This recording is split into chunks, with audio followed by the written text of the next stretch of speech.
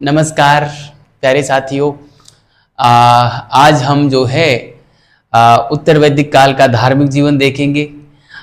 हमने उत्तर वैदिक काल का राजनीतिक जीवन की 2 क्लासें देखी। राजनीतिक जीवन जो है पूरा पढ़ लिया हमने, काफ़ी विस्तृत पढ़ा, अच्छे से पढ़ा, बेहतरीन पढ़ा, है ना। वहाँ से बाहर सवाल नहीं जाएगा, ये चीज़ तो आपको भी विश्वास हो गई होगी। आज हम उत्तर वैदिक काल का धार्मिक जीवन प्रारंभ करेंगे। और विद्यार्थियों, इस काल का जो धार्मिक जीवन था उसमें और ऋग्वैदिक काल के धार्मिक जीवन में काफ़ी परिवर्तन आए। तो वो जो परिवर्तन आए वही पढ़ेंगे। बाकी जो देवता थे वो पहले भी थे, आज भी थे, लेकिन जो देवता थे उनके पद स्थान में परिवर्तन हो गए थे। किसी का महत्व घट गया था तो किसी का महत्व बढ़ गया था। उनकी जो पूजा पद्धति थी उस विधि में परिवर्तन आ गया था, जिस विधि से उनकी पूजा पद्धति की जाती थी, है ना। ये सारे परिवर्तन देखेंगे। इसके अलावा जो वैदिक आर्यों के जो उद्देश्य थे वो ऋग्वैदिक काल में कुछ अलग थे और उत्तर वैदिक काल में अलग हो गए। तो ये सारी चीज़ें हम जानेंगे विद्यार्थियों। तो आप जो है अच्छे से इसको समझने का प्रयास करना। कंसेप्ट है और कुछ तथ्यात्मक बातें भी मिलेंगी, कंसेप्ट ज़्यादा है ना। तो हम स्टार्ट करते हैं। एक इन्फॉर्मेशन देना चाहूँगा कि संडे को, ये जो अगला संडे आ रहा है, उसको अपना पाषाण काल का जो है एक टेस्ट लेंगे। तो उसमें जो है आप लोग सभी जुड़ें। ये टेस्ट जो है व्हाट्सएप ग्रुप पे होगा। आप जो कॉर्नर में नंबर देख रहे हैं, इस नंबर पे मेरे को व्हाट्सएप करके और आप उस ग्रुप में जुड़ सकते हैं, व्हाट्सएप ग्रुप में जिसमें आपका टेस्ट होगा। या इस वीडियो के डिस्क्रिप्शन में मैं व्हाट्सएप ग्रुप का लिंक डाल दूंगा, वहाँ पे आप उस लिंक को ज्वाइन करके और आप जो है एग्ज़ाम वो टेस्ट दे सकते हैं। ठीक है, टेस्ट की क्वालिटी देखना, टेस्ट की एकदम किस तरीके से वो पेपर बनाया जाता है वो देखना, और उसके हिसाब से फिर हम जो है आगे के टेस्ट की रणनीति तैयार करेंगे। मैं देखना चाहता हूं कि आप लोग कितने लोग इस टेस्ट को देते हो और कितनी आपकी रुचि है। उस रुचि के आधार पे और मैं जो है आगे की टेस्ट सीरीज का कार्यक्रम लॉन्च करूंगा। ठीक है, तो ये था विद्यार्थियों आपके लिए एक छोटी सी सूचना। छोटी सी तो नहीं है, क्योंकि यदि टेस्ट सीरीज प्रारंभ होगी तो पूरे आपकी एग्जाम होगी तब तक के लिए टेस्ट सीरीज चलाएंगे, क्योंकि बीच में अभ्यास हम रोक नहीं सकते। जब तक हमारी एग्जाम नहीं हो जाती तब तक हमारा अभ्यास कंटिन्यू चलता रहेगा। इसलिए जो है कि ये जो टेस्ट सीरीज चलेगी विद्यार्थियों, ये लंबी पूरी टेस्ट सीरीज होगी। इसमें जो है किसी प्रकार की कोताही नहीं बरती जाएगी, है ना।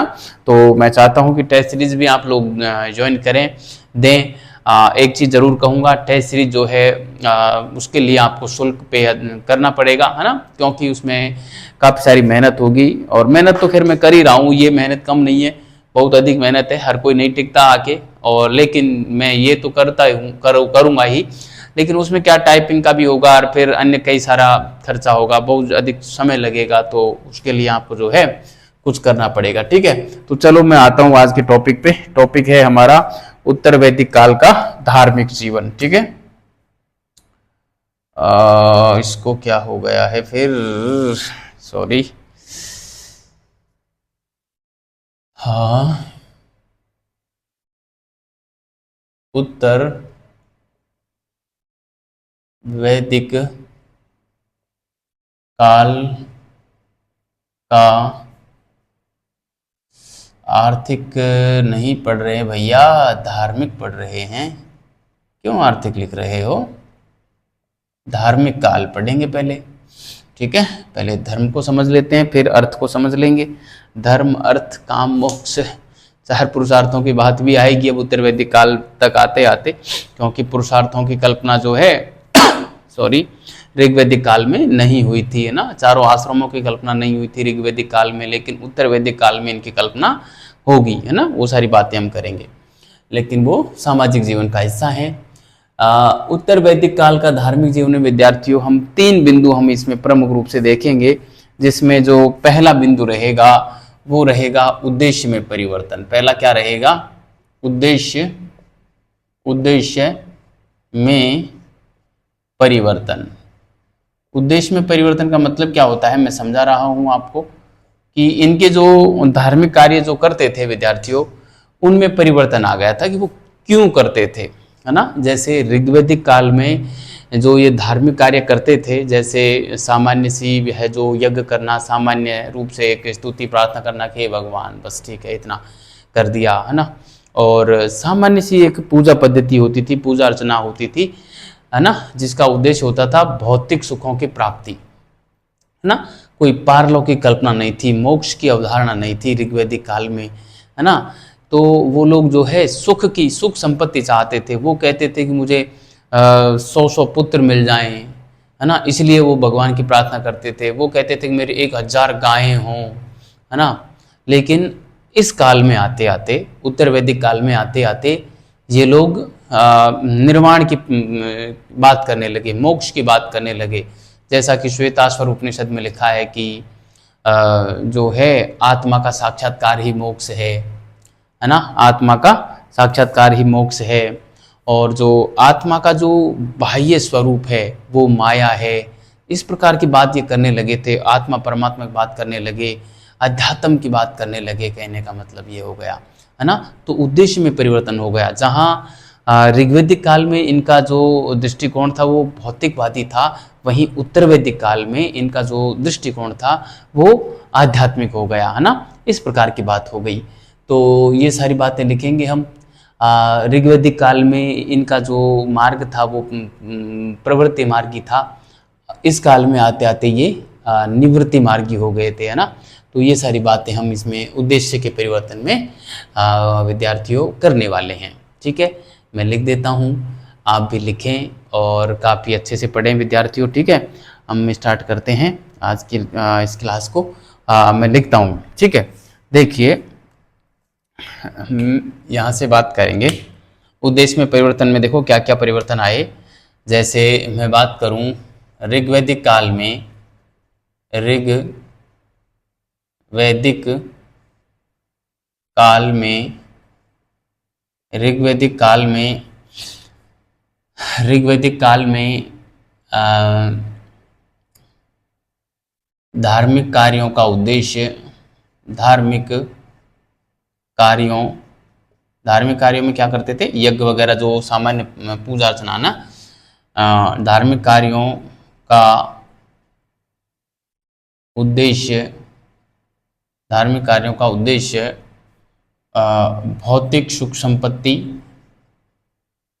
भौतिक सुख संपत्ति प्राप्त करना, भौतिक सुख संपत्ति प्राप्त करना था, है ना, भौतिक सुख संपत्ति प्राप्त करना था। वहीं उत्तर वैदिक काल में,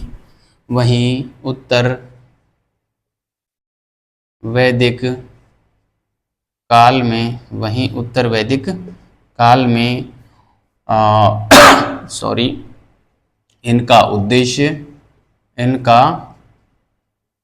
उद्देश्य उत्तर वैदिक काल में इनका उद्देश्य भौतिक सुखों के साथ,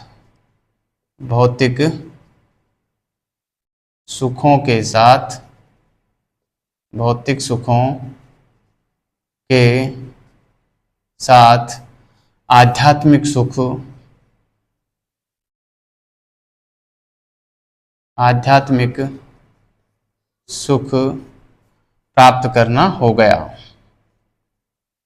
प्राप्त करना हो गया था।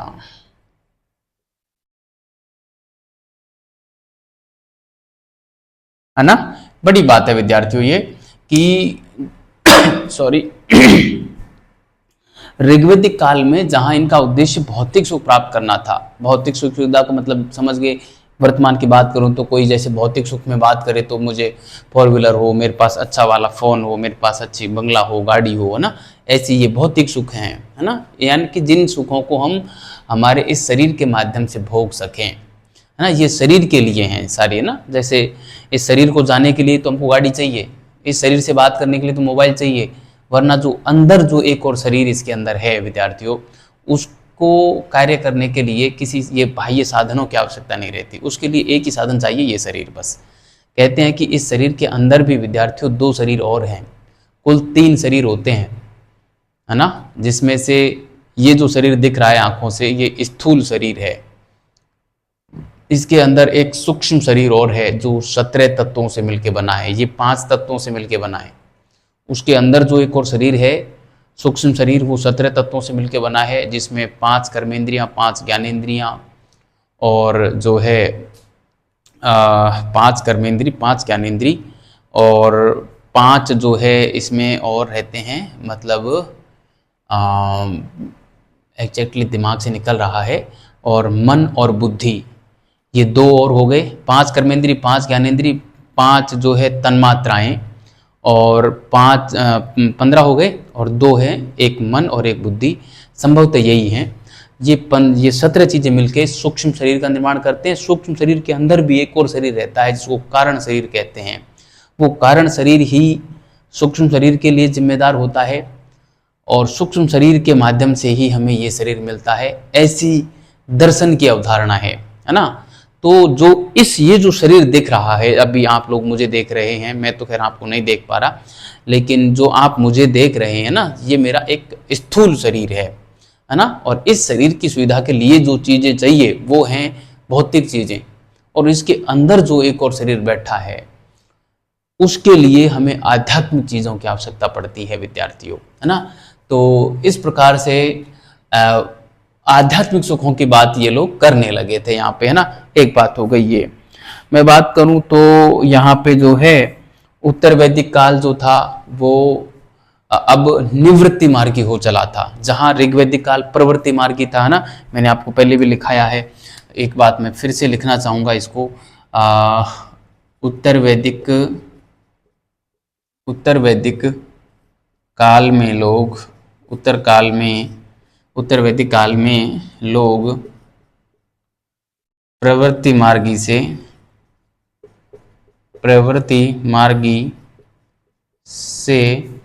निवृत्ति मार्गी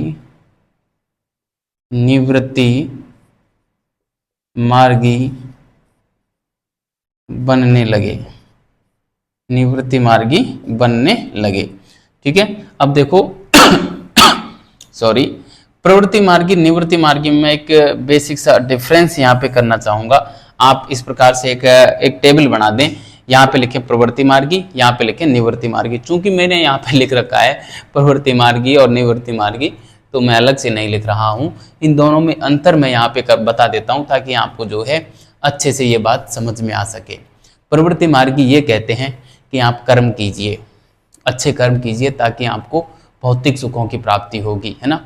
और चूंकि प्रवृत्ति मार्गी में मोक्ष की अवधारणा नहीं रहती, क्यों, अब आप कर्म करोगे, प्रवृत्ति मार्गी ये कहता है कि आप अच्छे कर्म कीजिए ताकि आपको जो है भौतिक सुखों की प्राप्ति होगी। जब आप कर्म करोगे तो आपके कर्म फल सिंचित होंगे, और जब कर्म फल सिंचित होंगे तो आपको उन सिंचित कर्म फलों का फल भोगने के लिए फिर से जन्म लेना पड़ेगा, और इस प्रकार से आपका जो है आवागमन चलता रहेगा, मिटेगा नहीं। आवागमन का मतलब होता है जन्म मरण से छुटकारा मिल जाना, वो होता है आवागमन मिट जाना। और आवागमन होते रहना मतलब जन्म मरण होते रहना। क्यों? क्योंकि हमारे कर्मों का फल जब तक हम पूरा नहीं भोग लेते तब तक हम जन्म लेते रहते हैं, है ना। तो ये होता है प्रवृत्ति मार्गी। जबकि निवृत्ति मार्गी क्या होता है कि आप कर्म मत कीजिए, कर्म नहीं करोगे तो आपको फल क्या मिलेगा, वो मिलेगा जो आपने पहले जो कर्म किए थे जिनके फल अभी तक शेष हैं। तो जब आप पूरे कर्मों का फल भोग चुके होंगे और आप नए कर्म नहीं कर रहे तो आपके कर्म फल समाप्त हो जाएंगे और आपका जो है जन्म और मरण से मुक्ति हो जाएगी। आप है जो ऐसा माना जाता है कि आप वो जो परमात्मा है उसमें जाके समाहित हो जाएंगे। जैसा कि मीरा के बारे में कहा जाता है कि मीरा अंत में कृष्ण में समाहित हो गई थी, यानी कि वो उस अद्वैत को प्राप्त हो गई थी, वो उस परमात्मा को जान गई थी, परमात्मा के जैसी हो गई थी, है ना। भेद मिट गया था परमात्मा का और उसका। जैसे एक दीपक जलता हुआ और एक बुझा हुआ दीपक हो, अब बुझे हुए दीपक को जलते हुए दीपक में जोड़ दिया जाए तो उन दोनों दीपकों का जो भेद है वो समाप्त हो जाता है। जैसे वो जल रहा है वैसे वो जल रहा है, दोनों में कोई अंतर नहीं रह जाता। उसी प्रकार उस परमात्मा में और उसकी भक्ति करने वाले में यानी शिष्य में कोई भेद नहीं रह जाता, उसे कहते हैं अद्वैत हो जाना, है ना। तो और वो स्थिति जो है वो है आवागमन मिट जाने की स्थिति, और वो कब होगी? निवृत्ति मार्ग के माध्यम से। देखो ऐसा यहाँ पे माना जाता है ना, ये वैदिक दर्शन में माना जाता है और हमारे भारतीय दर्शन भी ऐसा ही मानता है। लेकिन यदि आप मेरी व्यक्तिगत बात करें, मैं क्या मानता हूँ, मैंने जो मेरी पीएचडी लिखी है उस अभी मैं लिख रहा हूँ, पर उसमें मैंने इस पे विचार कर लिया है। मेरा मानना ये है कि प्रवृत्ति मार्गी और निवृत्ति मार्गी एक ही बात है, उसको कहने का तजुर्बा अलग अलग है लोगों का, है ना। और कैसे है एक ही मार्ग? प्रवृत्ति मार्गी तो ये कहता है कि आप अच्छे कर्म कीजिए, है ना। देखो इनके माध्यम से वैदिक जो लोग हैं ये कहते हैं कि प्रवृत्ति मार्गी में तो कर्म कीजिए और निवृत्ति मार्गी में कर्म मत कीजिए, ऐसी बात कर रहे हैं ये, है ना। अब बताइए, आप थोड़ा सा विचार कीजिए, आप जब तक जिंदा है ना तब तक आप कर्म करेंगे ही करेंगे, आपके कर्म कभी रुक नहीं सकते। आप जब तक जिंदा हैं, चाहे आप सो रहे हैं, बैठे हैं, खेल रहे हैं, कूद रहे हैं, कुछ भी कर रहे हैं, कर्म तो कर रहे हैं ना भाई। सो रहे हैं तो सोना एक क्रिया है, आप खाना खा रहे हैं तो खाना भी एक कर्म है, सोना भी एक कर्म है, खेलना भी एक कर्म है, हंसना भी कर्म है, श्वास लेना भी कर्म है ना। तो कर्म कहाँ रुकेंगे बताओ? कर्म तो कभी नहीं रुकने वाले। तो आप इसका मतलब निवृत्ति मार्ग कभी अपना ही नहीं सकते, निवृत्ति मार्ग तो होना ही नहीं चाहिए, क्योंकि जब इंसान मर जाएगा तो उसके लिए तो प्रवृत्ति मार्ग कहना और निवृत्ति मार्ग कहना कोई मतलब ही नहीं है, क्योंकि मरा हुआ चल नहीं सकता। और यहाँ पे चलने की बात बता रहे हैं, निवृत्ति मार्ग पे चलने की बात। तो निवृत्ति तो तभी होगी ना तब आप जीवन का त्याग कर दोगे, वरना जब तक जीवन है तब तक तो आप कर्म करोगे, है ना। लेकिन अब दर्शन में इन्होंने पता नहीं क्यों, इन लोगों को पता नहीं चल रहा है ये बात का कि वही कर्म आपके कब रुकेंगे, और ऐसा लिखा पड़ा है। अब मैंने मेरी पीएचडी में क्या लिखा है, अब मैं मेरा सिद्धांत बताता हूँ, आप समझ गए होंगे कि मैं क्या कहना चाह रहा हूँ यहाँ पे। क्योंकि निवृत्ति मार्गी आप कभी अपना नहीं सकते, निवृत्ति का मतलब है कर्म नहीं करना, और कर्म आप तभी बंद करोगे तब आप मर जाओगे, और मरने के बाद तो प्रवृत्ति मार्गी रहता है ना इंसान, निवृत्ति मार्गी रहता है, कुछ नहीं रहता, क्योंकि वो तो मर गया, कर्म कहाँ कर रहा है। लेकिन इसका अर्थ ये नहीं है, मैंने मेरी पीएचडी में क्या दिया है वो ये है कि प्रवृत्ति मार्गी का मतलब है कि आप सही कर्म कीजिए, कर्म करने की बात कर रहा है ना, तो आप ये कह रहा है कि सही कर्म कीजिए। निवृत्ति मार्गी का मतलब है कर्म नहीं करना, कर्म नहीं करने का मतलब है कि आप बुरे कर्म मत कीजिए। बात तो एक ही हुई, यही तो मैं कह रहा हूं कि प्रवृत्ति मार्गी निवृत्ति मार्गी एक ही मत है, लेकिन कहने का तजुर्बा अलग है। एक तो कह रहा है कि सही कर्म कीजिए, एक कह रहा है बुरे कर्म मत कीजिए। बात तो एक हुई, बुरे कर्म नहीं करेगा तो क्या करेगा? सही कर्म करेगा, सही कर्म ही करेगा तो वो बुरे कर्म उसके स्वतः ही छूट गए। तो दोनों मार्गों को एक साथ अपनाया जा रहा है ना। और बुरे कर्म का मतलब है कि आपके जो कर्तव्य हैं उन्हीं को आप कीजिए, आपके जो कर्तव्य नहीं है उनको क्यों कर रहे हो भाई, है ना। बस आपके जो कर्तव्य नहीं है उनको मत करो, तो आप निवृत्ति मार्गी हो गए, और आपके जो कर्तव्य हैं उन्हीं को किया तो आप प्रवृत्ति मार्गी हो गए। इस प्रकार दोनों का समन्वय मेरे जो पीएचडी है उसमें मैंने किया है। अब मैं बहुत ज़्यादा समय नहीं लूँगा और इस पे बात कर लेता हूँ थोड़ा सा। देखो ये कहता है कि कर्म करने चाहिए, कर्म करने चाहिए, है ना। कर्म करेंगे तो क्या होगा? आध्यात्मिक भौतिक सुख मिलेंगे, जिसकी वजह से क्या होगा? कर्म फल इकट्ठे होंगे, है ना। क्या होंगे? कर्म फल एकत्र होंगे, है ना। कर्म फल एकत्र होंगे, और कर्म फल एकत्र होंगे तो क्या होगा विद्यार्थियों? कर्म फल एकत्र होंगे तो क्या होगा? आपको है फिर से जन्म लेना पड़ेगा ना, आपका पुनर्जन्म होगा। क्यों? कर्म फल भोगने के लिए पुनर्जन्म होगा, और पुनर्जन्म होगा तो आपका आवागमन नहीं मिटेगा, आवागमन चलता रहेगा, आवागमन चलता रहेगा। आवागमन का मतलब है जन्म मरण होता रहना, है ना। आवागमन चलता रहेगा तो मोक्ष नहीं होगी, है ना, मोक्ष नहीं होगी। मेरी पीएचडी पढ़ोगे ना आप तो उसमें मोक्ष क्या है इसकी व्याख्या दर्शन में गलत कर रखी है, मैंने अलग दी है ना। पुनर्जन्म की व्याख्या हमारे यहाँ पे क्या लिखा है मैंने पूरी अलग दी है ना। निवृत्ति मार्ग प्रवृत्ति मार्ग कंप्लीट मैंने, मतलब मेरा पूरा दर्शन अलग है, मेरा पूरा सिद्धांत अलग है। और पीएचडी का मतलब ये होता है कि आप अपना कोई एक सिद्धांत डेवलप कीजिए, है ना। कभी आप अगले साल जब मैं पुस्तक के रूप में उसे पब्लिश करवाऊँ तो पढ़ना मजा आ जाएगा आपको, सारे सवालों के जवाब मिलेंगे। ईश्वर क्या होता है, ईश्वर के पिता का क्या नाम है, इस प्रकार के ब्रह्मा विष्णु महेश के पिता का क्या नाम था, गणेश जी के पिता का क्या नाम था, गणेश जी का सभी जानते होंगे वैसे, है ना। तो देखो ये प्रवृत्ति मार्ग हो गया। निवृत्ति मार्ग में क्या है, निवृत्ति मार्ग में है कि ये कहते हैं कि कर्म नहीं करने चाहिए, है ना, कर्म नहीं करने चाहिए, कर्म नहीं करने चाहिए। कर्म नहीं करेंगे तो क्या होगा, इससे होगा कि आपके कर्म फल एकत्र नहीं होंगे, कर्म फल एकत्र नहीं होंगे, है ना, कर्म फल एकत्र नहीं होंगे। और जब कर्म फल एकत्र नहीं होंगे तो फिर आपको जो है कर्म फल एकत्र नहीं होंगे तो आपको जो है, सॉरी ये पेन जो है आजकल पुराना हो गया है तो खरीदना पड़ेगा दूसरा, स्याही फेंक रहा है ये ना, कोई दिक्कत नहीं है, हम बदल देंगे, अब क्या करें, तो बदलना ही पड़ेगा। कर्मफल एकत्र नहीं होंगे तो हम क्या करेंगे, हम जो पिछले कर्मफल से हैं उनको ही भोग लेंगे और फिर से हमारा पुनर्जन्म नहीं होगा फिर, है ना। तो क्या होगा, पुनर्जन्म जो है, पुनर्जन्म नहीं होगा, पुनर्जन्म नहीं होगा, ठीक है। पुनर्जन्म नहीं होगा तो क्या हो जाएगा, आवागमन मिट जाएगी। आवागमन का मतलब जीवन मरण से छुटकारा मिल जाएगा, आवागमन मिट जाएगी। और आवागमन मिट जाएगी तो आवागमन के मिट जाने को कहा है मोक्ष प्राप्त हो जाना, मोक्ष प्राप्त हो जाएगी, है ना, मोक्ष प्राप्त हो जाएगी। तो कहने का मतलब सीधा सा ये है कि मोक्ष जैसी अवधारणा जो है यहाँ पे आ गई थी उत्तर वैदिक काल में। विद्यार्थियों आप अच्छे से समझ गए होंगे प्रवृत्ति मार्गी निवृत्ति मार्गी क्या होता है ना, आप अच्छे से इसको उतार लेना विद्यार्थियों। और अब हम चलते हैं उद्देश्य में परिवर्तन हमने पूरा पढ़ लिया, उत्तर वैदिक काल के उद्देश्य में परिवर्तन कैसे कैसे हुए वो हमारा यहाँ पे एक दो बात और लिख देता हूँ, मैं यहाँ पे लिख देता हूँ कि जो श्वेताश्वर उपनिषद है उसमें ये लिखा मिलता है कि जो आत्मा है उससे साक्षात्कार होना ही ये मोक्ष प्राप्त करना है, आत्मा से साक्षात्कार होना ही मोक्ष प्राप्त करना है, ऐसा श्वेताश्वर उपनिषद में लिखा है। तो मैं यहाँ पे लिखना चाहूंगा विद्यार्थियों, आप इसके नीचे लिख देना, ठीक है। श्वेताश्वर उपनिषद के अनुसार, श्वेताश्वर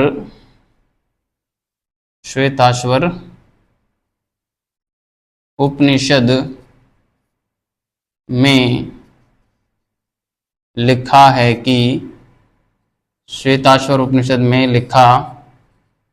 लिखा है कि क्या लिखा है श्वेताश्वर उपनिषद में कि आत्मा से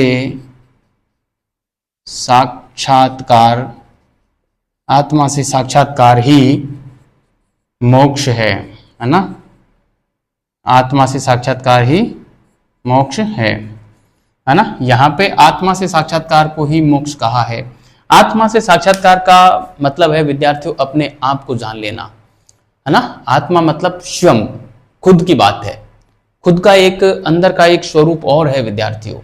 ये हम जो देख रहे हैं ना, ये तो हमारा एक भौतिक स्वरूप है जो कि वास्तविक स्वरूप नहीं है ना। इसके अंदर हमारा एक और स्वरूप है जिसे निजी स्वरूप कहते हैं। मैं एक हल्का सा उदाहरण देके आपको बताऊं, आपने यदि महाभारत देखी होगी तो भगवान श्री कृष्ण 2 या 3 बार महाभारत के दरमियान अपना एक विराट रूप दिखाते हैं और अर्जुन से कहते हैं कि अर्जुन ये हूं मैं, वो है मेरा निजी स्वरूप, ऐसा कहते हैं कृष्ण अर्जुन से। तो वो जो विराट रूप था कृष्ण का, वो ही विराट रूप हमारा भी है, इस जगत के प्रत्येक प्राणी का है। लेकिन उसे हम कब जान सकते हैं, जब हम हमारे वास्तविक स्वरूप को जाने, साक्षात्कार को समझें, तो ही हम उसको जान सकते हैं, तो ही हमारी मोक्ष हो सकती है। और उसके लिए जो हमें करना पड़ता है, सबसे पहले अपने आप को जानना पड़ता है कि मैं कौन हूँ, मैं कहाँ से आया हूँ और मैं इस दुनिया में क्यों आया हूँ। ये 3 सवालों के जवाब ढूंढने जिस दिन इंसान लग जाता है तो वो उस मार्ग पर चल पड़ता है जिसका रास्ता मोक्ष की ओर जाता है विद्यार्थियों, ठीक है। तो अभी तो पढ़ लो, क्योंकि अभी हमें संसार में रह के बहुत कुछ करना है, संसार हमें मिथ्या नहीं लग रहा। जिस दिन संसार मिथ्या लगने लग जाए उस दिन उस मार्ग पे चल पड़ना, लेकिन अपने आप को जरूर जानना है कि मैं कौन हूँ, मैं क्यों इस दुनिया में आया हूँ। कम से कम आध्यात्मिक जगत की बात नहीं कर सकें तो इस भौतिक जगत में तो कुछ ऐसा करके जाएं ताकि दुनिया याद करे। इतना जरूर ध्यान रखना, ठीक है। एक बात और लिखना चाहूंगा, इसी श्वेताश्वर उपनिषद में एक और बात और लिखी है, वो लिखा है कि आत्मा का बाह्य स्वरूप, आत्मा का बाह्य स्वरूप ही माया है, बाह्य स्वरूप ही माया है, आत्मा का बाह्य स्वरूप ही माया है ना। तो ये बात भी यहाँ पे लिखी मिलती है, श्वेताश्वर उपनिषद की बातें हैं, 1 और 2 दोनों ध्यान रखना है ना, दोनों बातें श्वेताश्वर उपनिषद की हैं, ठीक है। तो इस प्रकार से हम देखते हैं विद्यार्थियों, उत्तर वैदिक काल के धार्मिक जीवन में जो उद्देश्यों में जो परिवर्तन आए लोगों के, वो मैंने यहाँ पे लिख डाले, ठीक है। अब आप जो है इसे उतार लें, मैं इसको मिटा देता हूं और हम आते हैं कि इनकी विधि में क्या परिवर्तन आए, आखिर इस उद्देश्य को यानी मोक्ष को प्राप्त करने के लिए जो कर्म करते थे उसकी विधि में क्या परिवर्तन आए, है ना, वो हम यहाँ पे करेंगे। आप इसे उतारें, मैं इसे मिटा देता हूं, ठीक है। दूसरा, एक पहला पॉइंट हो गया विद्यार्थियों, अब हम दूसरा पॉइंट तैयार करेंगे और काफी रोचक है, बड़ा दिलचस्प है। आपको पता नहीं मजा आ रहा है या नहीं आ रहा, मुझे ऐसे टॉपिक पढ़ाने में बड़ा आनंद आता है जब चीजें रटाई जाती है ना, तथ्य पूछे जाते हैं ना, तब थोड़ी सी दिक्कतें होती हैं। एक तो सबसे बड़ी दिक्कत तो ये होती है मेरे को कि इतने सारे तथ्य रट के आने पड़ते हैं, कई एग्जाम में नहीं पूछे जाते, कभी नहीं पूछे गए, फिर भी मुझे रट के आना पड़ता है। रोज इतना सारा रटना और फिर आपके सामने आके उड़ेल देना, कितना मुश्किल होता होगा ना। देखो, कोई भी कितना ही बड़ा टीचर क्यों ना हो, सब पढ़ के आते हैं, सबको पढ़ना ही पड़ता है, कम से कम वो तथ्य तो रटने ही पड़ते हैं। कंसेप्ट तो देखो बैठ जाते हैं दिमाग में, एक बार पढ़ा और कंसेप्ट तो क्लियर हो जाता है, लेकिन एक एक चीज को जब भाषा दे के लिखते हैं ना, तो पेन तभी चलता है तब आपने पुस्तकें देखी हो। बिना पुस्तक देखे कोई नहीं पढ़ा सकता, चाहे कोई गवर्नमेंट सर्वेंट हो या नहीं हो, है ना। तो ये तो डजेंट मैटर, कोई मायने नहीं रखता कि किसी ने परीक्षा पास की है कि नहीं की। कोई भी यदि पढ़ा रहा है ना, तो वो तभी पढ़ा रहा है तब वो विशेष पढ़ के आया, गहन अध्ययन करके आया, क्योंकि इतना सारा मैटर, और वो भी मैं जितना करा रहा हूँ इतना डिटेल में, वो बिना अध्ययन किए हो ही नहीं सकता, है ना। तो ये है, अब मुझे तो पढ़ना ही पड़ता है पढ़ाने के लिए, है ना। दूसरी बातें, विधि में जो परिवर्तन आए विद्यार्थियों, वो हम करते हैं, विधि में परिवर्तन, है ना। अब विधि में परिवर्तन जो विद्यार्थियों आए वो हमारे यहाँ पे कई सारे हमें देखने को मिलते हैं। जैसे ऋग्वैदिक काल जो था उसमें जो है प्रार्थना, स्तुति और सामान्य यज्ञ, इनके माध्यम से पूजा अर्चना ये लोग कर लेते थे, है ना। प्रार्थना है, स्तुति है ना। प्रार्थना और स्तुति वैसे एक ही बात है, लेकिन दोनों का शब्दों का जोड़ा है, ऐसे बोल देते हैं कि प्रार्थना स्तुति करो। स्तुति मतलब भी प्रार्थना होता है, स्तुति शायद संस्कृत का शब्द है, प्रार्थना हिंदी का, इतना सा मेरे हिसाब से अंतर होगा, बाकी कोई अंतर है नहीं इसमें। लेकिन सॉरी, हम लिख लेते हैं कि स्तुति, प्रार्थना और जो है सामान्य यज्ञ प्रणाली प्रचलित थी ऋग्वैदिक काल में। लेकिन उत्तर वैदिक काल में जो प्रार्थना स्तुति होने लगे, यज्ञ होने लगे, उसमें यज्ञ में क्या होने लगा, एक जो है एक वेदी बनाई जाने लगी, यज्ञ वेदी बनाई जाने लगी, निश्चित आकार की यज्ञ वेदी। पहले तो क्या, बस ठीक है बना दिया एक ऐसे गड्ढा सामान्य सा, है ना, कोई निश्चित नाप नहीं थी, और सामान्य सा गड्ढा बनाया और उसमें लकड़ी पटकी और बस आग लगा दी, अग्नि हो गई, यज्ञ हो गया। लेकिन अब क्या हुआ, एक निश्चित आकृति में ही यज्ञ वेदी बनाई जाने लगी, एक पंडित को बिठाया जाने लगा, मंत्रोच्चारण किए जाने लगे, पहली बार हो रहे थे मंत्रोच्चारण, है ना। हम सामग्री की बात की गई कि इसमें सामग्री क्या डाली जाएगी, और जो है पशु बलि की बात की गई, है ना। इस प्रकार से जो है विधि विधान तय कर दिए, कहने का मतलब यज्ञों के, है ना। इस प्रकार से और जो है विधि में परिवर्तन आ गए थे इस काल में, उसके सॉरी, खैर जिसकी वजह से हमें कुछ फायदा भी हुआ, जिसकी वजह से जो है एक तो हमारा जो है जैसे यज्ञ की वेदी बनाई एक निश्चित आकृति में, तो हमारे गणित का विकास हुआ, रेखा गणित विकसित हुई, है ना, पशु चिकित्सा का ज्ञान हुआ, है ना। और जो है ये परिवर्तन हमें देखने को मिलते हैं, ठीक है। तो ये बातें हम लिखें यहाँ पे, और फिर हम जो है किस प्रकार से यहाँ पे जो है यज्ञ वगैरह होते थे, और यज्ञों को संपादित करने के लिए कौन कौन से जो पुरोहित बैठते थे, ऋग्वेद का पुरोहित कौन होता था, यजुर्वेद का कौन होता था, उनके सहायक कौन होते थे, वो सारी बातें आज हम जानने वाले हैं, है ना। यहाँ पे थोड़ा सा फैक्चुअल आएगा जो कि थोड़ा रट्टा मारने वाला जैसा होता है ना। तो मैं यहाँ पे विधि में परिवर्तन की बात कर लेता हूँ विद्यार्थियों। विधि में परिवर्तन क्या क्या हुए, जैसे मैं बात करूँ तो ऋग्वैदिक काल में ऋग्वैदिक काल में पूजा अर्चना की विधि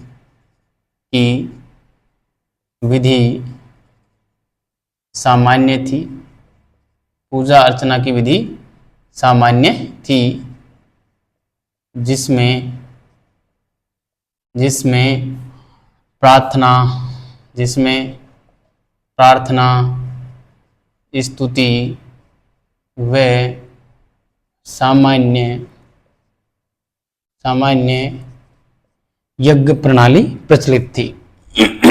सामान्य यज्ञ प्रणाली प्रचलित थी, है ना।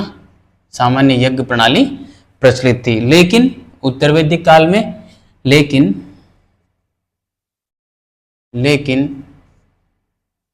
उत्तर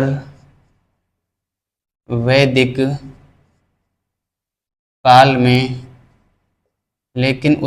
काल में कर्मकांड प्रारंभ हुए। कर्मकांड प्रारंभ हुए, है ना। कर्मकांड प्रारंभ हुए, जैसे देखो क्या क्या कर्मकांड प्रारंभ हुए, जैसे जैसे यज्ञ वेदी का आकार निश्चित किया गया। यज्ञ वेदी का आकार निश्चित किया गया, है ना। यज्ञ वेदी का आकार निश्चित किया, और यज्ञ के लिए जो है मंत्रोच्चारण आवश्यक किया गया, है ना। एक तो सबसे पहले हम लिखेंगे ब्राह्मण का होना जरूरी, है ना। ब्राह्मण का होना जरूरी। अब इस ब्राह्मण जैसे शब्द को यदि होना जरूरी है तो आप अंदाजा लगा सकते हैं कि क्या क्या चीजें यहाँ पे अनिवार्य की होगी। ब्राह्मण है तो सीधी सी बात है, मंत्रोच्चार करेगा, कुछ ना कुछ तो बड़बड़ाएगा ना, वो बोलेगा ही बोलेगा, है ना। हमारे नहीं बुलाते इनको ब्राह्मणों को, मतलब किसी भी शादी विवाह में या अन्य कोई मांगलिक काम हो तो हमारे पंडित हम स्वयं होते हैं। हमने कभी पंडित को नहीं बुलाया शादी विवाह में या किसी मुहूर्त में या कोई भी अन्य काम हो। तो हमारा मानना ये है कि भाई यदि भगवान के लिए हम मंत्रोच्चारण करवा रहे हैं तो भगवान क्या हिंदी में नहीं सुन सकता क्या? हिंदी उनको समझ में नहीं आती क्या, जो वो संस्कृत में सुनता है, हैं? तो हमने उसको है जो हटा दिया। हमें ये पता है भगवान है तो वो सारी भाषाओं को जानने वाला है, और सारी भाषाओं को जानने वाला है तो वो हिंदी में भी समझ सकता है कि हम क्या चाहते हैं। तो हम उसको हिंदी में बोल देते हैं कि प्रभु हमें ये चाहिए, दे दो। अब वो उनकी मर्जी, दे तो दे, नहीं दे, लेकिन हमारा ये फंडा है, ठीक है। ब्राह्मण का होना जरूरी हो गया। ब्राह्मण है तो फिर मंत्रोच्चार हो जाएगा, मंत्रोच्चार, ठीक है। और क्या हो गया, मंत्रोच्चार हो गया। अग्नि का होना अनिवार्य हो गया। अग्नि का होना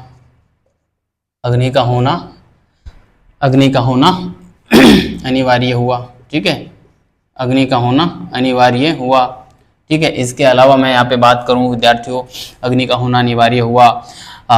बलि प्रथा प्रारंभ हो गई, है ना। बलि देना प्रारंभ हुआ, है ना। बलि देना प्रारंभ हुआ, है ना। तो ये सारी चीजें हो गई थी। मंत्रोच्चार, अग्नि का होना अनिवार्य, बलि देना प्रारंभ, हाँ। हवन सामग्री का भी होना, है ना। हवन सामग्री का होना जरूरी। हवन सामग्री का होना जरूरी, है ना,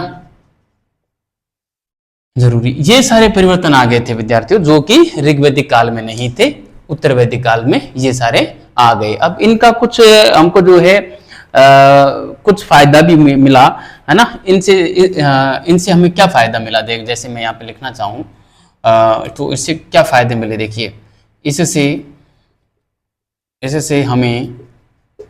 हमें एक तो रेखा गणित का ज्ञान हुआ, रेखा गणित का ज्ञान हुआ, है ना, इससे हमें रेखा गणित का ज्ञान हुआ।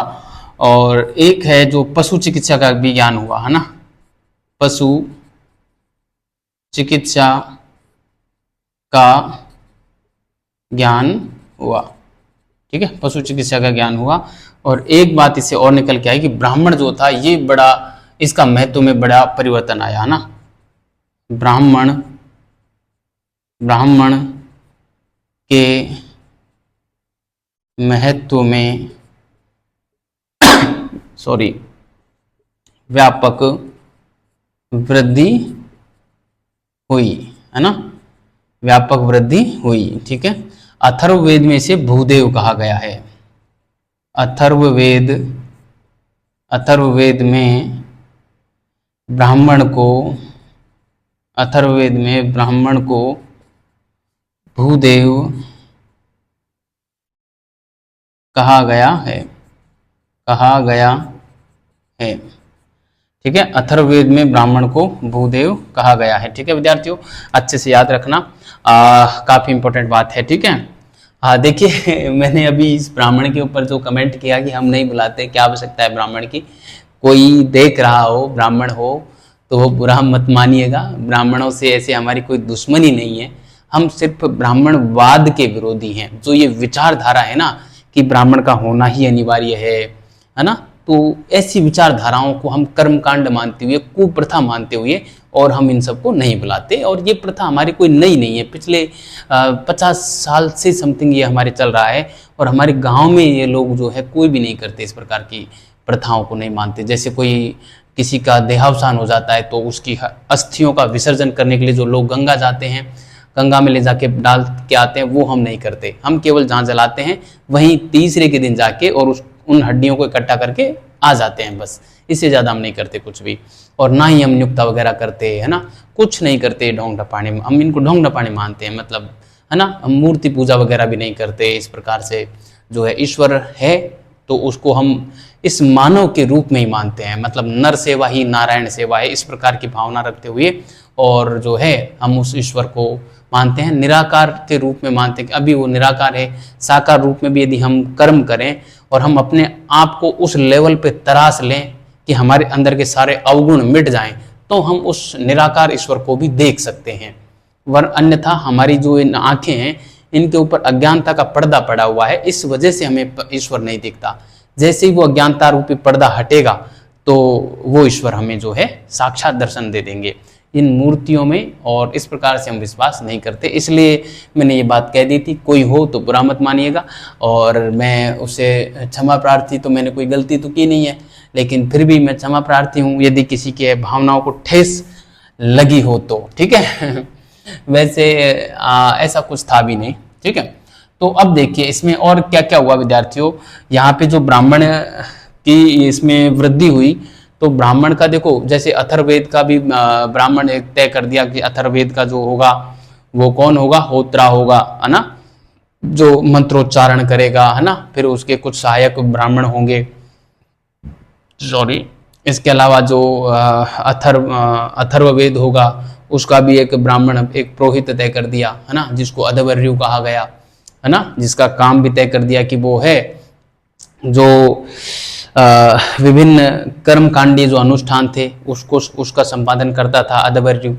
और जो होत्रा होता था ऋग्वेद का पुरोहित, वो उच्चारण का काम करता था। सामवेद का जो होता था उद्गाथा, वो उन मंत्रों का सस्वर गायन करता था। जो ऋग्वेद की जो वेदों की जो ऋचाएं हैं उनका सस्वर गायन करने का काम जो है वो उद्गाथा करता था। और इन तीनों ऋग्वेद, ऋग्वेद, यजुर्वेद और सामवेद के जो पुरोहित हैं, इन तीनों के द्वारा जो यज्ञ किया जा रहा है, उस संपूर्ण यज्ञ का निरीक्षण करने का काम जो किया जाता था वो अथर्ववेद के पुरोहित ब्रह्मा के द्वारा किया जाता था, है ना। तो इस प्रकार से ब्राह्मण की हम देखते हैं कि यहाँ पे उसके महत्व में व्यापक वृद्धि हुई थी, है ना। तो हम यहाँ पे लिखना चाहेंगे कि ऋग्वेद का ब्राह्मण कौन था, ऋग्वेद का मुख्य पुरोहित कौन होता था, उसका काम क्या था, उसके सहायक जो थे वो कौन कौन थे, है ना, वो मैं यहाँ पे लिखना चाहूंगा, है ना। तो मैं यहाँ पे लिखूंगा वेद और उसका जो है पुरोहित, वेद का पुरोहित, है ना, वेद का पुरोहित और पुरोहित का सहायक जो होते थे वो हम यहाँ पे लिख देंगे, है ना, सहायक भी होते थे पुरोहित के, वो हम यहाँ पे लिख देंगे विद्यार्थियों। तो मैं यहाँ पे लिखना चाहूँ सॉरी, वेदों में सबसे पहला जो नाम आएगा विद्यार्थियों वो हम लिख देंगे यहाँ पे ऋग्वेद, ठीक है। ऋग्वेद जो है इसका पुरोहित जो होता था आपको पता ही होगा, कौन होता था ऋग्वेद का पुरोहित, होता, है ना, ऋग्वेद का पुरोहित कौन होता था, होता, जिसका काम क्या था, मंत्रोच्चारण करना, मंत्रोच्चारण करना, ठीक है, इसका काम क्या था, मंत्रोच्चारण करना, ठीक है। अब जो मंत्रोच्चारण का काम यह करता था तो इसको मंत्रोच्चारण के लिए कुछ जो है सहायक भी होते थे कुछ, है ना, कुछ इसके सहायक भी होते थे जो इसके मंत्रोच्चारण में इसके पीछे बैठते थे, है ना, पुरोहित के पीछे बैठते थे, जिसमें मंत्रावरण जो है इसका सहायक होता था, है ना।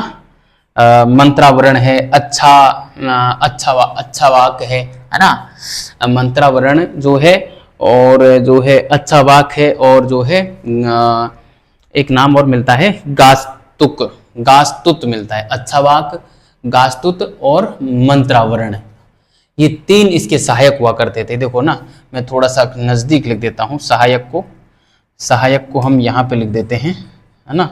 सहायक जो होते थे वो तीन होते थे विद्यार्थियों। सहायक में यहाँ पे आएंगे जैसे सॉरी मंत्रावरण, है ना, और एक होता था अच्छा वाक,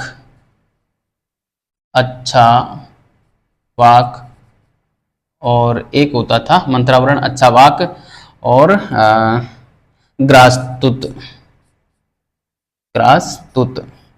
ठीक है, ये होते थे, है ना। ये ध्यान रखना, यहाँ से कभी सवाल नहीं पूछा है, लेकिन यहाँ से काफी बार सवाल पूछा गया है, ऋग्वेद का पुरोहित कौन होता था, होता, आजकल इनको पूछना बंद कर दिया है, लेकिन आजकल मुझे लगता है कि सवाल यहाँ से पूछा जाएगा विद्यार्थियों, इन सहायकों को जो है आपसे पूछा जा सकता है, अच्छे से ध्यान रखना, ठीक है। दूसरे नंबर पे मैं यहाँ पे लिखना चाहूँ तो पहला वेद हो गया, दूसरे वेद के रूप में मैं यहाँ पे लिखना चाहूंगा यजुर्वेद को, ठीक है।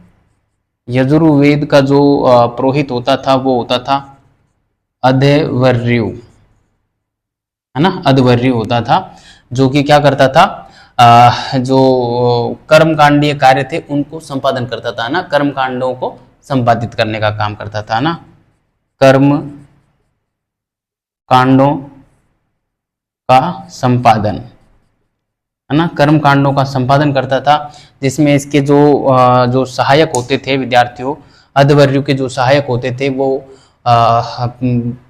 प्रतिष्ठाता, है ना, एक तो प्रतिष्ठाता होता था और प्रतिष्ठाता, और एक होता था उन्नेता, और एक होता था प्रतिष्ठाता, उन्नेता, और एक होता था प्रतिष्ठाता, उन्नेता, और एक और नाम और होता था विद्यार्थियों, नेष्ठा, प्रतिष्ठाता, उन्नेता और नेष्ठा, ये तीन होते थे, हाँ, है ना। प्रतिष्ठाता कौन कौन होते थे, एक तो होता था प्रतिष्ठाता, एक होता था उन्नेता या उन्नोता, दोनों नाम मिलते हैं, है ना, उन्नोता, और एक होता था नेष्ठा, है ना, नेष्ठा, ठीक है, प्रतिष्ठाता, उन्नेता और नेष्ठा, ये होता था, ठीक है। इसके अलावा जो है हम तीसरा वेद के रूप में हम लिखें तो वो हम यहाँ पे लिख सकते हैं सामवेद, ठीक है। सामवेद के जो पुरोहित होते थे वो होते थे उद्गाता, जो कि ऋचाओं का सस्वर गायन करता था, है ना, ऋचाओं का सस्वर गायन, है ना, ऋचाओं का सस्वर गायन करता था। और इनके जो सहायक होते थे सामवेद के जो सहायक होते थे वो प्रस्तोता, एक तो होता था प्रस्तोता, प्रतिहोता, और प्रस्तोता, प्रतिहोता, सुब्रमण्यम, ये 3 होते थे, है ना। प्रस्तोता, प्रतिहोता और सुब्रमण्यम। हाँ, प्रस्तोता, प्रतिहोता, प्रस्तोता, प्रतिहोता और सुब्रमण्यम, है ना, ये होते थे। ठीक है, ये होते थे यहाँ पे। ठीक है, और हम बात करें अब चौथे वेद के रूप में कौन सा आएगा? अथर्ववेद, है ना, अथर्ववेद ही आएगा ना, अथर्ववेद आएगा, अथर्ववेद। अथर्ववेद का जो पुरोहित होता था वो ब्रह्मा कहलाता था, ब्रह्मा, है ना, ब्रह्मा कहलाता था। यह क्या करता था? निरीक्षण करता था उक्त तीनों का, निरीक्षण, है ना, इनका, उक्त तीनों के कार्यों का, है ना, उक्त तीनों का। ठीक है, उक्त तीनों का जो है निरीक्षण करता था ब्रह्मा। और इसके जो विद्यार्थियों सहायक होते थे वो होते थे, एक तो होता था जो है इसके तीनों के सहायक में एक तो अग्निद्र होता था, अग्निद्र पोता और अग्निद्र पोता और ब्रह्माक्षणी होता था ना। इसमें हम लिखेंगे सहायक में अग्निद्र पोता और एक होता था ब्रह्माक्षणी,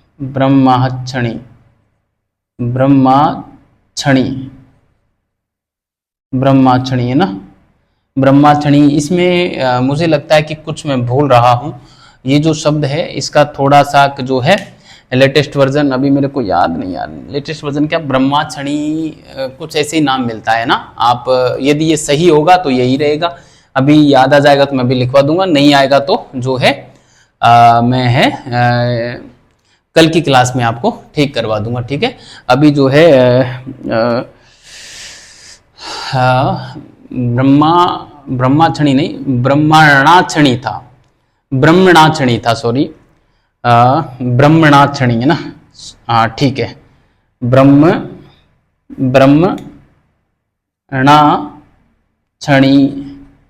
ब्रह्मणाक्षणी, ठीक है, ये ठीक है, ब्रह्मणाक्षणी था। बड़ा ही अटपटा नाम है विद्यार्थियों। यहां से आज तक सवाल नहीं आया है, लेकिन मुझे लगता है कि अब सवाल यहां से आएगा, क्योंकि अब तक सवाल तो यहां से आता गया है, इनका और इनका मिलान करने को आया था। अब से बाद में सवाल 2 बन सकते हैं, एक तो इनके सहायकों को लेकर बन सकता है, दूसरा इनके और इनके कार्यों को सुमेलित करने के लिए बन सकता है। ठीक है, ये चारों नाम देंगे और इनको ऊपर नीचे कर देंगे, फिर इनसे सुमेलित करवाएंगे, सुमेलित कीजिए, कौन सुमेलित है कौन नहीं है, इस प्रकार से यहाँ से सवाल जो है बनेगा। तो आप इस वाले पॉइंट को मोस्ट लगा के लिख लीजिए, इसको भी मोस्ट लगा के लिख लीजिए और इसको भी मोस्ट लगा के लिख लीजिए। मैं 3-4 जगह जो है इसको मोस्ट लिख रहा हूं, आप अच्छे से याद रखिएगा। ठीक है, विशेष रूप से याद रखिएगा, सवाल बनने के प्रबल चांसेज हैं। ठीक है, तो विधि में परिवर्तन को हमने पढ़ा। अब यहाँ पे जो यज्ञ वगैरह हो रहे थे वो भी बहुत सारे यज्ञ होने लगे थे, तो उन यज्ञों के बारे में भी विद्यार्थियों में यहाँ पे आपको थोड़ा सा बताना चाहूंगा कि किस प्रकार के यज्ञ होते थे।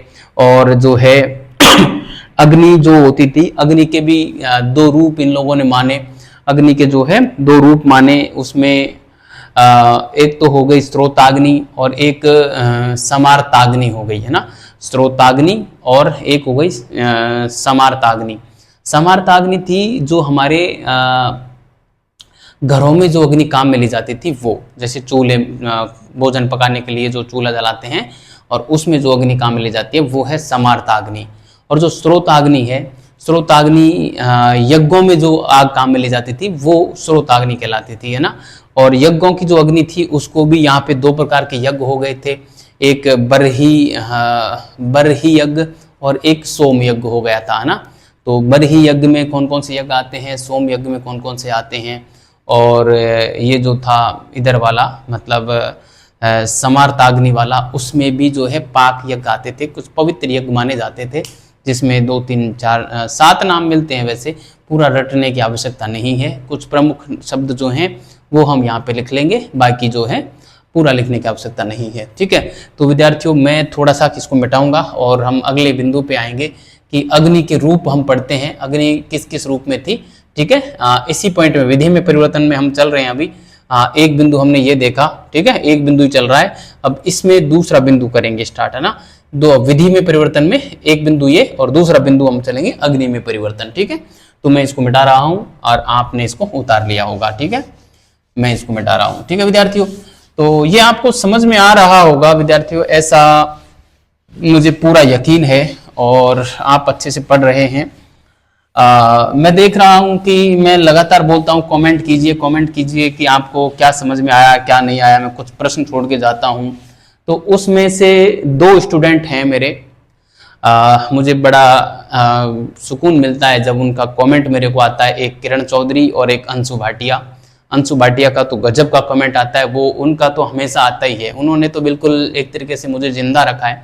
वरना अन्य सारे लोग जो हैं पता नहीं देखते हैं कि नहीं देखते पर कमेंट नहीं करते, और कमेंट नहीं करते तो मुझे पता नहीं चलता कि कौन देखता है कौन नहीं देखता। लेकिन अंशु का कमेंट गजब का आता है और एक नई ऊर्जा प्रदान करता है और जो है मुझे मोटिवेशन मिलता है उनसे।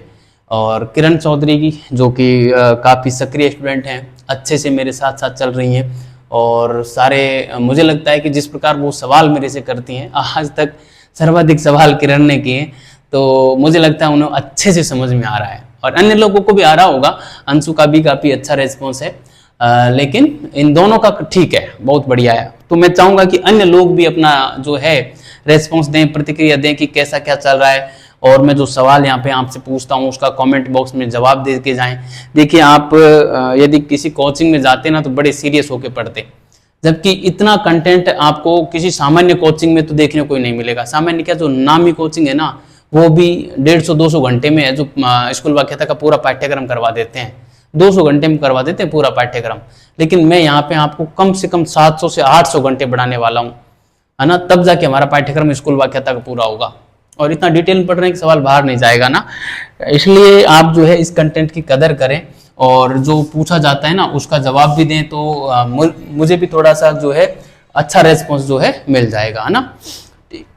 ठीक है, तो मैं यहाँ पे अग्नि का रूप लिखना चाहूँगा, अग्नि के रूप यहाँ पे मैं लिखता हूँ, अग्नि के रूप थोड़ा सा अच्छा लगेगा, अग्नि के रूप, है ना, अग्नि का रूप। ठीक है, तो ये 2 रूपों में था विद्यार्थियों, एक तो था हमारे जो है समार्ताग्नि, है ना, समार्ताग्नि, ये रर रहा है ऊपर, है ना, ये अरे मैं थोड़ा नीचे लिख देता हूँ, मेरी अभी आदत रही है कि अपनी कॉपी में लिखते हैं तो जगह नहीं भरे, उस हिसाब से, है ना, समार्ताग्नि। ठीक है, समार्ताग्नि, ठीक है, अब ठीक लग रहा है।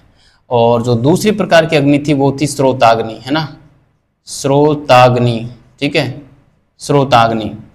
ठीक है, तो इस प्रकार से थी। समार्ताग्नि होती थी जो घरों में काम में ली जाने वाली अग्नि, है ना, घरों में काम ली जाने वाली, घरों में काम ली जाने वाली अग्नि, है ना, अग्नि। ठीक है, घरों में काम ले जाने वाली अग्नि। ठीक है, ये तो थी ये।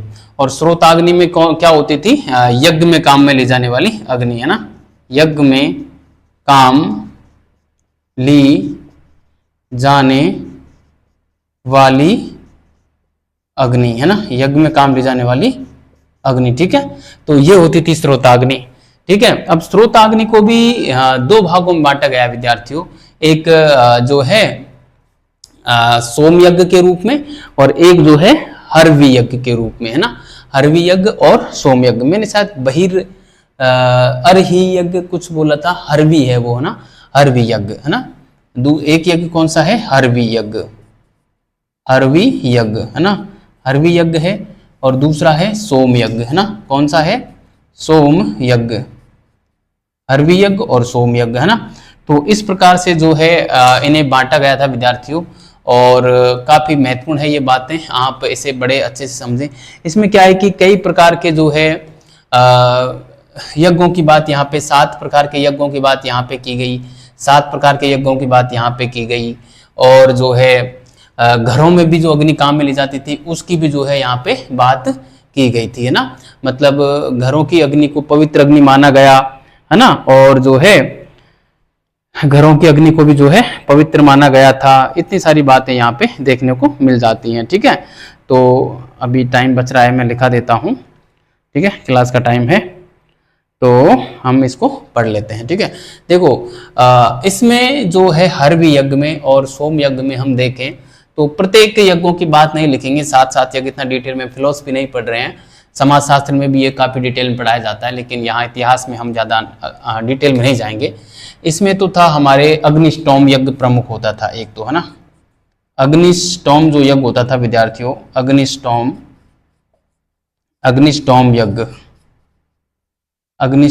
यज्ञ जो था वो प्रमुख था, है ना। अग्निष्टोम यज्ञ इसमें प्रमुख था, ठीक है। और इसमें जो यज्ञ प्रमुख था विद्यार्थियों हर्वी यज्ञ में, वो था हमारा अग्निहोत्र यज्ञ, है ना, अग्निहोत्र यज्ञ, है ना, अग्निहोत्र यज्ञ, है ना। अग्निहोत्र यज्ञ जो है ये प्रमुख था। ये दोनों जो यज्ञ थे विद्यार्थियों ये काफी प्रमुख यज्ञ थे, ठीक है, इनको आप अच्छे से ध्यान रखना। इसके अलावा इसमें एक 10 पूर्णमास यज्ञ के नाम से भी इसमें है, एक और चलता था 10 पूर्णमास यज्ञ, है ना, 10 पूर्णमास यज्ञ, ठीक है। ये जो किए जाते थे 10 पूर्णमास यज्ञ, ये 2 दिन किए जाते थे महीने में। एक तो अमावस्या को, एक तो कब किया जाता था, अमावस्या को किया जाता था, है ना, और एक किया जाता था पूर्णिमा को, है ना, अमावस्या को और पूर्णिमा को किया जाता था। अमावस्या के दिन जो 10 पूर्णमास यज्ञ किया जाता था, इसमें ये लोग 2 देवताओं की पूजा करते थे, एक तो अग्नि की करते थे और एक इंद्र की करते थे। अमावस्या के दिन अग्नि और इंद्र की, और पूर्णिमा के दिन जो करते थे वो अग्नि की व एक साथ में सोम था, अग्नि व सोम की पूजा करते थे, है ना। ये था इसमें, ठीक है विद्यार्थियों। ये इसमें आप ध्यान रखना, अग्निष्टोम में ये है, बस इसमें एक अग्निष्टोम प्रमुख यज्ञ है। अग्निष्टोम के अलावा और आपको जो है ज़्यादा इसमें खास ध्यान रखने है नहीं। वैसे इसमें जो है 6 यज्ञ और हैं, लेकिन उतना ज़्यादा आपको जाने की आवश्यकता नहीं है, मैंने कभी याद नहीं किए, इसलिए मैं आपको भी जो है ऐसे तथ्यों में रटाऊंगा नहीं, फंसाऊंगा नहीं। आप रटना चाहते हैं तो आपको जो है आर्य की गाइड में ये सातों नाम मिल जाएंगे, आप लिख लेना और फिर आपका काम हो जाएगा, लेकिन उतना जानने की आवश्यकता नहीं है। मैंने नेट वगैरह की भी एग्जाम में दी है, 3 बार नेट पास किया है, JRF पास किया है, सेट पास किया है, प्रोफेसर का एग्जाम भी मैंने दिया है, 2 PhD एंट्रेंस पास की हैं, लेकिन कभी मैंने यहाँ से सवाल नहीं देखे। इतना डिटेल में हमारा इतिहास का मामला नहीं जाता, है ना। और इसमें जो है हमें ये पाक यज्ञ माना जाता है ना, ये पाक यज्ञ माना जाता है, जो घरों में चूल्हा जलता है वो उसके पाक यज्ञ माना जाता है। और इसमें भी हमें जो है 7 प्रकार के यज्ञों की बात मिलती है, 7 यज्ञों की बात मिलती है, जिसमें जो प्रमुख यज्ञ हैं वो मैं आपको बताऊं यहाँ पे। जो एक तो श्राद्ध जो होता है विद्यार्थी, जो श्राद्ध करते हैं ना पितृपक्ष वाले, जब कोई मर जाता है तो उसकी याद में कुछ ऐसे करते हैं श्राद्ध, हमारे तो नहीं करते, तो मुझे पता ही नहीं है श्राद्ध क्या होते हैं, कैसे किए जाते हैं, लेकिन जो कोई डेथ हो जाती है ना तो उसके लिए कुछ इस प्रकार से कोई अनुष्ठान वगैरह किया जाता है। बाद में शायद वो जिस दिन मरा था वही जो तारीख आती है हर साल, शायद उस तारीख को कुछ किया जाता है, उसको शायद श्राद्ध बोलते हैं।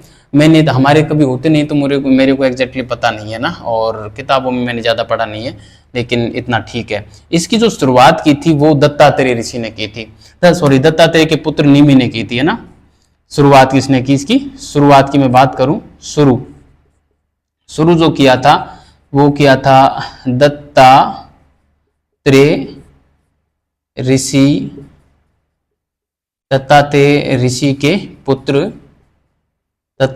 के पुत्र निमि ने, है ना, निमि ने, दत्तात्रेय ऋषि का पुत्र था निमि, उसने इसकी शुरुआत की थी, ठीक है। दत्तात्रेय ऋषि कौन था, जैसा कि मैंने आपको एक बार बताया था कि हमारा जो सृष्टि का प्रादुर्भाव हुआ है वो मनु और उसकी पत्नी शत्रुपा से हुआ है ना, मनु और उसकी पत्नी शत्रुपा से हुआ है। अब मनु और शत्रुपा के संयोग से एक देवभूति नाम की लड़की का जन्म हुआ था। वैसे मनु के 9-10 लड़के मिलते हैं, जिनमें से एक नाम उत्तानपाद का मिलता है, राजा उत्तानपाद, है ना, उसका बेटा ध्रुव हुआ था, है ना, जो भक्त ध्रुव बन गया। कहते हैं कि 5 साल में उसने भक्ति करके और परमात्मा को प्राप्त कर लिया था, जो आज भी ध्रुव तारे के रूप में नक्षत्र मंडल में सदा अटल है। है ना, वो ध्रुव उत्तानपाद का बेटा था और ध्रुव के दादाजी थे मनु, है ना।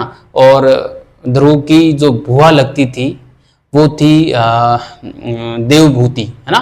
और मनु की बेटी ध्रुव की बुआ और उत्तानपाद की सिस्टर, है ना। तो देवभूति की शादी हुई थी कर्दम ऋषि से, और कर्दम ऋषि के माध्यम से और देवभूति के गर्भ से और 5 संतानों की जानकारी हमें मिलती है, जिसमें से सबसे बड़े थे दत्तात्रेय, फिर उनसे छोटे आते हैं दुर्वासा ऋषि, और उनसे छोटा एक लड़का और था इनका भाई जो चंद्रमा था, है ना, चंद्रमा। और ये वही चंद्रमा है जो कभी देवताओं के गुरु बृहस्पति की पत्नी तारा को लेके भग गया था, और बाद में उससे जो है फिजिकल रिलेशन स्थापित किए और बुद्ध का जन्म हुआ, पुत्र का जन्म प्राप्त कर लिया था, पुत्र प्राप्त कर लिया था। तो इतिहास में ऐसी कहानी मिलती है कि ऐसा कौन बंदा था जो बिना शादी के पिता बन गया, तो चंद्रमा था, दत्तात्रेय का भाई था, दुर्वासा का भाई था। और इनकी 2 बहनों के नाम मिलते हैं, एक सती अनुसैया और सती नर्मदा, है ना। तो 4 चरित्र तो काफी अच्छे थे, एक चरित्र बड़ा गलत निकल गया, चंद्रमा। तो ये था, इन्होंने दत्तात्रेय के पुत्र जो थे निमि, इन्होंने ये श्राद्ध की शुरुआत की थी। श्राद्ध है, श्रावणी है, इसमें आते हैं ये ना, श्राद्ध श्रावणी, ठीक है। तो इसमें ज्यादा जाएंगे नहीं, ठीक है। तो ये था प्यारे विद्यार्थियों अग्नि का रूप। इसके अलावा भी यहाँ पे और भी कई प्रकार के जो हैं कर्मकांड किए जाते थे, कई प्रकार के यज्ञ वगैरह किए जाते थे। तो यहाँ से आगे की बात जो है विद्यार्थियों हम अगली क्लास में करेंगे। मुझे लगता है ये क्लास ठीक ठाक समय की हो गई है, ठीक है। तो अगली क्लास में बात करते हैं। अग्नि का रूप हमने कर लिया है। अन्य अब इसमें जो है 5 प्रकार के यज्ञों की बात करेंगे, है ना। जो 5 यज्ञ हैं, 3 ऋण हैं, है ना, वो देव ऋण, ऋषि ऋण, पितृ ऋण, और जो 5 प्रकार के यज्ञ हैं जिसमें भी वही ऋषि यज्ञ, है ना, और जो है देव यज्ञ, पितृ यज्ञ, नर यज्ञ और भूत यज्ञ, इनकी बात करेंगे, है ना। उसके अलावा कुछ अन्य यज्ञ भी हैं जिसमें करिरिष्ट है और जो है एक आधा नाम और हैं। इस प्रकार कल हम इसका धार्मिक जीवन पूरा कर लेंगे विद्यार्थियों, ठीक है। तो बहुत बहुत धन्यवाद विद्यार्थियों, अच्छे रहिए, मस्त रहिए और कमेंट लगातार करते रहिए। और जो टेस्ट देना चाहते हैं वो वीडियो के डिस्क्रिप्शन में आपको एक व्हाट्सएप का लिंक मिलेगा, वहाँ पे क्लिक करके व्हाट्सएप से जुड़ जाना और टेस्ट ज़रूर देना। ये टेस्ट बिल्कुल फ्री होगा, कम से कम ये टेस्ट तो दे ही लेना, आपको अच्छा लगे जो टेस्ट देने का मेथड है। टेस्ट बिल्कुल मैं व्हाट्सएप पे भेजूंगा आपको, वहाँ से आपको मोबाइल में देख के आप उसका प्रिंट ले सकते हैं। OMR शीट भी भेजूंगा, तो OMR शीट पे जो RPSC पैटर्न पे होता है, जैसे RPSC लेती है आपको एक पेपर देती है, OMR शीट देती है, उसी प्रकार पेपर और OMR शीट में दूंगा। वहाँ पे आप गोले भरना पेपर पढ़ के और फिर उस OMR शीट को मेरे पास भेज देना, फिर मैं उसका जो है आपको रिजल्ट बना के और रैंक वाइज आपको जो है भेज दूंगा, है ना। इस प्रकार के हम पैटर्न रखने वाले हैं और उसकी फिर मैं एक आंसर की जो PDF है वो भी आपको प्रोवाइड करवाऊंगा, जिसमें प्रत्येक प्रश्न की व्याख्या विद स्रोत सहित होगी कि मैंने ये व्याख्या कौन सी पुस्तक से उठाई है ना। मतलब टेस्ट सीरीज के इतिहास में ऑफलाइन या ऑनलाइन पहली ऐसी टेस्ट सीरीज होगी जो आपको व्याख्या में भी स्रोत डालेगी कि ये वहां से उठाया है, और ऑथेंटिक स्रोत होंगे। आप पुस्तकों के नाम देखोगे ना तो आप चौंक जाओगे कि हम ऐसी पुस्तकों से और व्याख्या को पढ़ रहे हैं ना। तो बहुत बहुत धन्यवाद विद्यार्थियों, अच्छे रहिए, मस्त रहिए और इतिहास का मजा लेते रहिए।